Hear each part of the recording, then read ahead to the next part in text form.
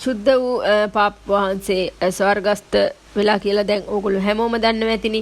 එතුමා මිය යන විට 88 වෙන වියේ පසුවනවා. ඉතින් වසර 12ක කාලයක් තිස්සේ රෝමානු කතෝලික පල්ලියේ නායකයා ලෙස එතුමන් සේවය කළා තියෙනවා. ඉතින් ඒ වගේම අසනීප තත්ත්වයන්ගෙන් පසුවීම නිසා කිහිප වරක්ම එතුමාව රෝහල්ගත කරා. ඉතින් එතුමා රෝහල්ගත කිරීමට ප්‍රධානම හේතුව වන්නේ වයස අවුරුදු 21 දී පෙනහළු වල කොටසක් ඉවත් කිරීම හේතුවෙන් තමයි එතුමන් රෝගාතුරව ඉඳලා තියෙන්නේ. 2001 වසරේදී දෙවනි ජුවාම් පාවුලු පාප්තුමන් විසින් තමයි කාදිනල් ධූරය පිළිගන්නා ලද්දේ එතුමන්. ඉතින් පෙර නම විදිහට සැලකෙන්නේ ජෝර්ජ් මාරියෝ කියන නම.